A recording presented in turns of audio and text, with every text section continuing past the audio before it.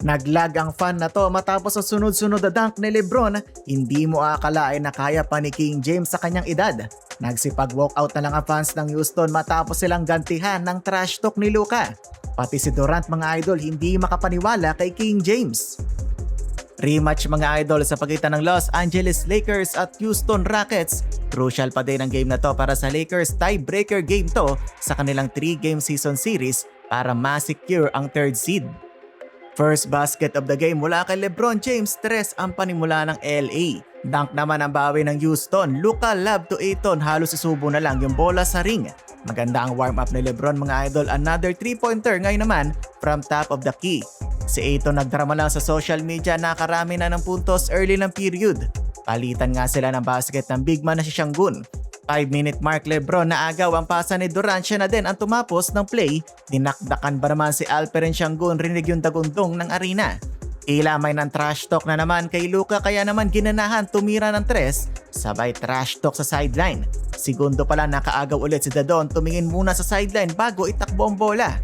Kakapasok pa lang nakaambag agad ng 5 puntos si Luke Kennard habang tinirahan ng 3 ni Luka si KD. Another 3 for Dadon, ngayon naman wide open pa, 35-26 and ng quarter. Second quarter, anong 41 years old, oldest player in the league pa daw, LeBron James parang rookie kumakatalon, naabot niya pa yung pasa na yun ni Smart.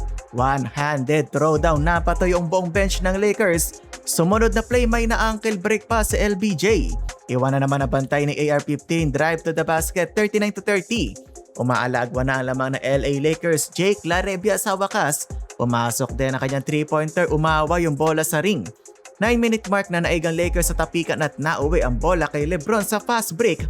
Tumabi na kaagad si Shepard, LeBron James, another monster dunk. Ang layo pa ng take-off noon bandang free throw line.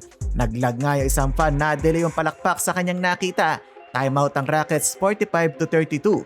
Sengun with the spin move laban kay Ayton, nagwawala pa ang big man ng Rockets na hingi ng foul. Agad naman nakabawi si Dominaton, nagkape sa ere, iniwas ang bola kay Jabari Smith. Halfway through palitan naman ng slam dunk, Eason para sa Houston, Ayton naman para sa Lakers. Reeves with the steal at hinagis na naman ang bola sa kanyang best friend. Para naglalaro lang sa parke si Luka mga idol, patawa-tawa lang. Patapos na ang quarter, nakakados pa lang itong si Durantola, anyari na sa star ng Houston. Habang si Ayton nakakarami na ng punto sa paint area. Eto na ang Lake Show, takbuhan na naman sa fast break. Easy basket ni Reeves at etong full court pass ni Luka to Lebron. Currently hindi pa nagmimintis si King James mga idol, dinagdagan pa ang puntos. Putback slama jama ni Lolo Bron. Partida oldest player pa to.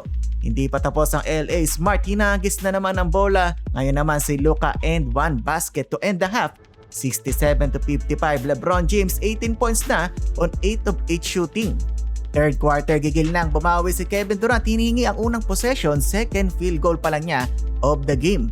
Hindi uuwi si KD na walang laban kay LeBron mga idol, sunod-sunod na ang pagpuntos, though nasagot pa sa kabila si Luka Doncic.